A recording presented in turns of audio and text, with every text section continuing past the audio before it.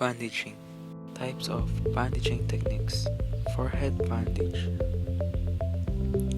Any bandage applied to the head, usually by wrap around technique that uses bony prominences as anchors or stays, and that carefully and completely covers the site of injury or the suture line. Here is a triangular bandage.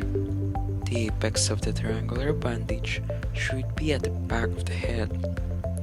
The base should be folded, clearly covering the eyebrow and half of the ear. Take the ends of the back, bring the ends toward the forehead and tie it with a square knot.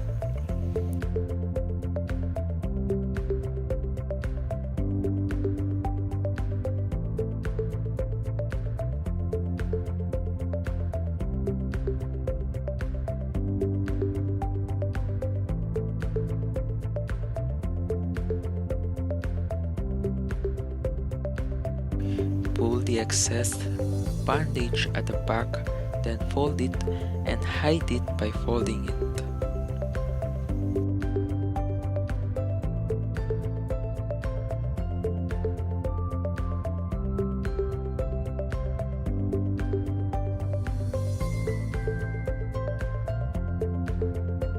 To untie this forehead bandage, as it's tied with a square knot, loose the folded bandage at the back.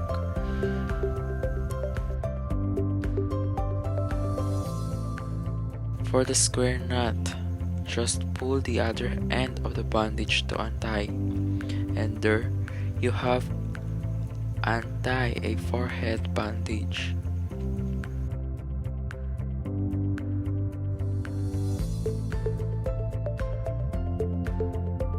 Curve the jaw or ear bandage technique. The ear bandage application is similar applied with the cheek bandage application. Only the location matters. The illustration below shows the ear application, and notice that the center of the bandage is placed on the injured ear.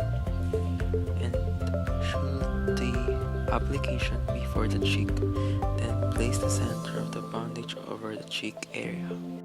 To fold a cravat to jaw or ear, make sure you know to fold a cravat. By folding the bandage first in half, fold the bandage in same direction to make a broad bandage. Get the folded part that's located at the inside, then fold it into half. Repeat the process of folding to form a narrow cravat bandage.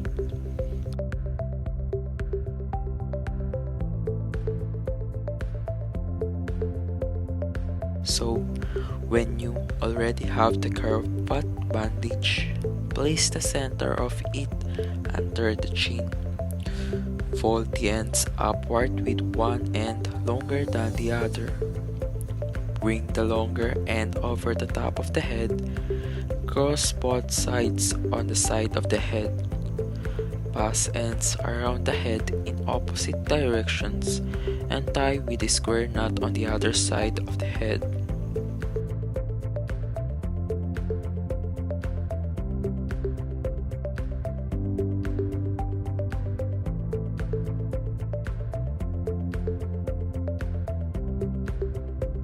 To untie this bandage technique, since it's also tied with a square knot, just pull the other end of the bandage to untie, and there you already have untied a cravat to jaw or ear bandage technique.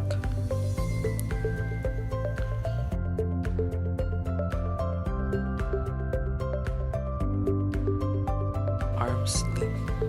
There are two types of arm sling: forearm supported by shoulder and a forearm without pressure on shoulder. You can make both using a triangular bandage. Forearm supported by shoulder holds someone's forearm in a horizontal or slightly raised position. This gives support for the following: uninjured upper arm, uninjured wrist or forearm, someone who can bend their elbow, or someone with a rib fracture. So, by supporting the injured arm, pass the triangular bandage under their arm and over their shoulder.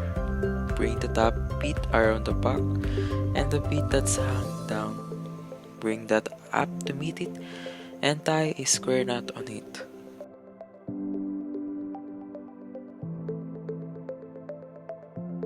With the bit that's left over, just twist it until it becomes tight. Fit it in around the elbow.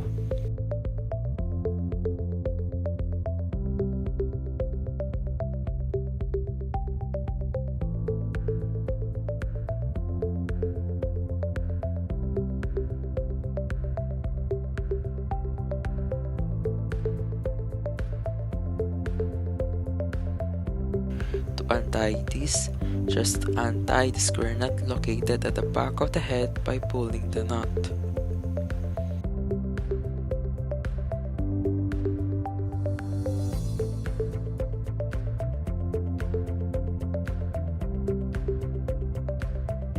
A forearm without pressure on shoulder supports someone's forearm and hand in a raised position, with fingertips touching their shoulder. It helps to the following: support the arm for an injured hand, control bleeding from wounds in the forearm or hand, reduce swelling. Support first the injured arm. Their fingertips should be touching their shoulder. Lay a triangular bandage over the injured arm. Come underneath the arm and around the back, tie a square knot.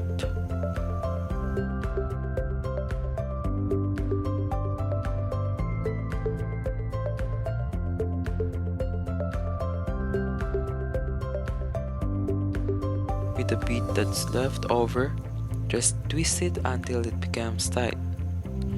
Fit it in around the elbow.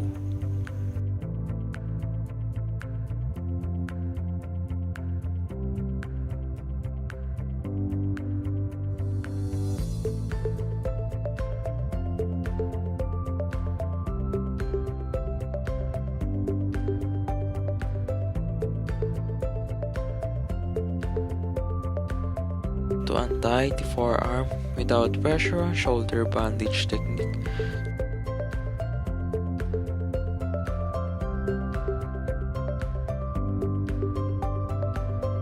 just untie the square knot located around the other side of the shoulder. As you can see, it is formed with a square knot, so just pull the knot to untie it.